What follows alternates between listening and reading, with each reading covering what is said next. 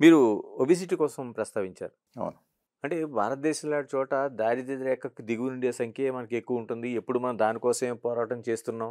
అంటే ఇప్పటికీ కూడా 3 పూటల తిండి లేని కుటుంబాలు చాలా కనిపిస్తున్నాయి. కానీ ఇలాంటి చోట కూడా అంటే మీరు ఇందాకలా చెప్పారు. తింటున్నవాడు మాత్రమే ఒబేసిటీ ఉండదు అనేది ఒక కీలకమైన విషయం చెప్పారు. వీళ్ళకి కూడా వస్తా ఉంది. కానీ ఎట్ ది సేమ్ టైమ్ అన్నమే అన్నిట్లికి అంటే ఏదైతే రైస్ ఉందో రైసే అన్నిటికీ కీలకమైన కారణం. అసలు ఒబేసిటీ కింద ఒక పెద్ద ప్రచారం జరుగుతూ ఉంటది. అవును. దానికి మిల్లెట్స్‌ని ప్రమోట్ చేస్తున్నారు. అసల మిల్లెట్స్ అదొక ఔషధంలాగా లేకపోతే అదొక సంజీవినిలాగా చేస్తున్నారు. మీరేమంటారు డాక్టర్? మీరు చెప్పింది నిజమే. ఓకే. ఒకసారి మనం చూసుకోవాలి.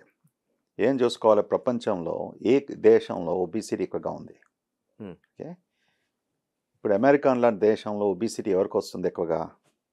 Lower socio economic people, okay. డబ్బు తక్కువ ఉన్న వారికి.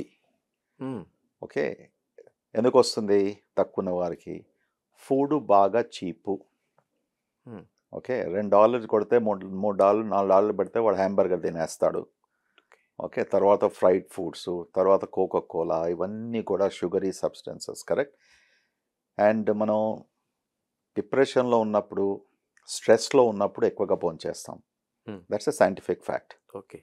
ఇండియాలో ఎవరికి ఉంది ఒబేసిటీ ఎక్కువగా? హ్మ్. బాగా డబ్బున్న వారికి. Hmm. Middle class, upper middle class, rich people. ఎందుకంటే they can afford food. Okay. Okay. ఇక్కడ ఫుడ్ ఎక్స్పెన్సివ్. హ్మ్. ఎంతమంది పోయి రెస్టారెంట్స్లో కూర్చొని భోంచేస్తారు? అవును. అంతే కదా. అవును. వాడు తినేది వాట్ దే కెన్ ఎఫోర్డ్. పప్పు, అన్నము, ఒక జొన్న రొట్టె, గోధుమ రొట్టెలు. హ్మ్. ఓకే. తెస్తే వారంలో ఒకసారి ఎగ్. ఓకే. అంతే.